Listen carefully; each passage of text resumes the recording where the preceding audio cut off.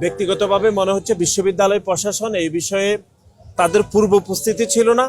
আদৌ তারা সাবেক শিক্ষার্থী না, জামাতে ইসলামের বিভিন্ন পর্যায়ের লোকজন এখানে এসে জড়ো হয়ে বিভিন্ন বিশৃঙ্খলা তৈরি করছে। বাংলাদেশের সুনামধন্য ইউটিউবরা অলরেডি রেজাল্ট তারা দিয়ে দিচ্ছে, কিন্তু আমরা দেখছি যে এখানে এখনো পর্যন্ত রেজাল্ট আসলে গণনাই হয়নি। ছাত্রদলের পক্ষ থেকে আমরা সবসময় দাবি জানিয়ে আসছিলাম যে ভোট গণনার যে প্রক্রিয়াগুলো সেটি ম্যানুয়ালি করার জন্য, কারণ আমাদের দেশের যে প্রক্রিয়াগুলো অনুসরণ করা হয় সেগুলোতে অনেক সময় ভুল ত্রুটি হয়ে থাকে।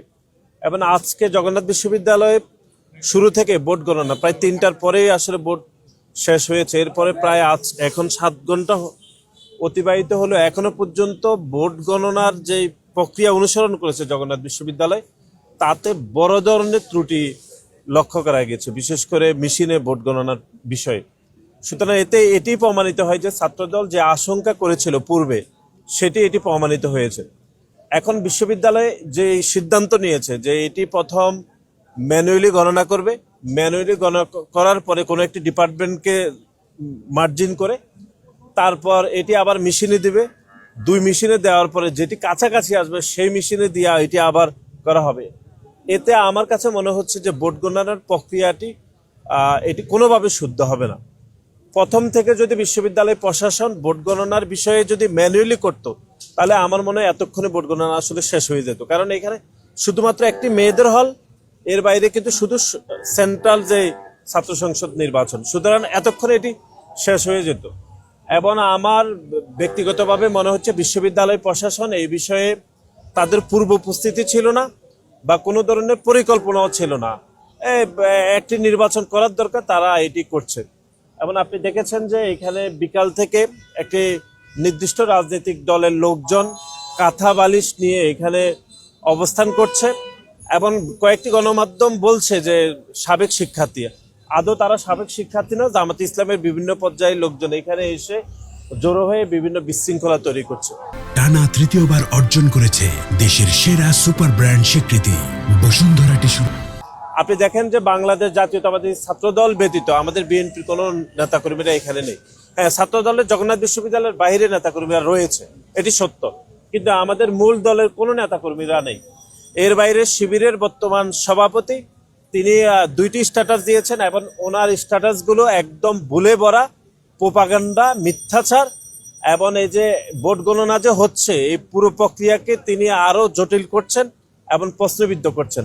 এর বাইরে আমরা দেখেছি কিছু বাংলাদেশের সুনামধন্য ইউটিউবরা অলরেডি রেজাল্ট তারা দিয়ে দিচ্ছে, কিন্তু আমরা দেখছি যে এখানে এখনো পর্যন্ত রেজাল্ট আসলে গণনাই হয়নি। সুতরাং আমি মনে করি যে জগন্নাথ বিশ্ববিদ্যালয় প্রশাসন চরমভাবে ব্যর্থ হয়েছে, যে তাদের যেই কাজটি করার দরকার ছিল যে ভোট সুস্থভাবে সম্পূর্ণ করা এবং বিশেষ করে ভোট গণনার বিষয়ে তারা আরো বেশি দায়িত্বশীল এবং অভিভাবক সুলভ আচরণ করা উচিত ছিল বলে আমাদের মনে হয়। তারপরে এখনো যে প্রক্রিয়ায় এগিয়ে যাচ্ছে আমার কাছে এখনো মনে হচ্ছে যে ভোট গণনার প্রক্রিয়াটা এখনই ম্যানুয়ালি করলে আমি মনে করি আগামী কয়েক ঘন্টার মধ্যে এটি আসলে সমাধান হয়ে যাবে। এখনো যদি আপনি পরীক্ষা নিরীক্ষার মধ্যে থাকেন তাহলে আসলে 2-3 দিন লেগে যাবে বলে আমার বিশ্বাস। সুতরাং আমি আপনাদের মাধ্যমে বিশ্ববিদ্যালয় প্রশাসনকে অনুরোধ করব যে তারা পর্যাপ্ত লোকবল নিয়োগ করে এখন এটি ম্যানুয়ালি করলে সব থেকে বেশি ভালো ফলাফল আসবে বলে আমার মনে হয়। ধন্যবাদ। দেখুন, এটি একটি সামগ্রিক সিদ্ধান্ত। যখন বিশ্ববিদ্যালয়গুলো ছাত্র সংসদ নির্বাচন করে তখন কিন্তু সংগঠন থেকে প্যানেল বা যারা প্রার্থী হয়ে থাকে তাদের সাথে বিশ্ববিদ্যালয় বেশি আলাপ আলোচনা করে।